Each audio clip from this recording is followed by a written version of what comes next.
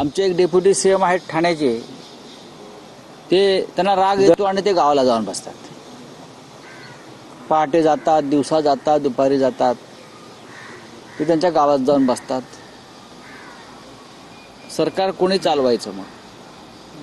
हा महाराष्ट्र तुमच्या राग, लोभ, रुसवे, फुगवे यानुसार चालणार आहे का? तुमचे राग लोभ तुम्ही तुमच्या वाशी ठेवा, पण तुमच्या हातामध्ये आज सत्ता आहे. या सत्तेचा नीट तुम्ही राज्याच्या हितासाठी वापर करा. पण रोज तुमचे राग, लोभ, रुसवे, मारामाऱ्या, अडवणूक, स्थगिती हे केव्हा तरी बंद व्हायला पाहिजे. तर हे त्यांचं डावसच आहे. तिथे बसूनच ते राज्य करतात ना. एकनाथ शिंदे हा कायम अस्वस्थ आत्मा आहे. त्यांनी खरं म्हणजे यावेळेला महाकुंभ मेळाव्यात जाऊन बसायला पाहिजे होतं नागा साधूंबरोबर. कारण नागा साधू हा सुद्धा अस्वस्थ असतो फार. अघोरी विद्या करतात, नाचतात, आपल्या तंबूत बसतात.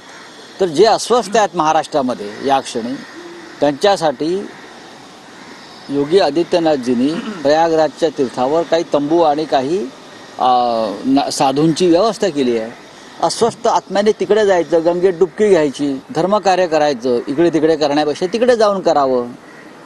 कोणी IIT वाला बाबा आहे, कोणी अमुक बाबा आहे, कोणी दरेवाला बाबा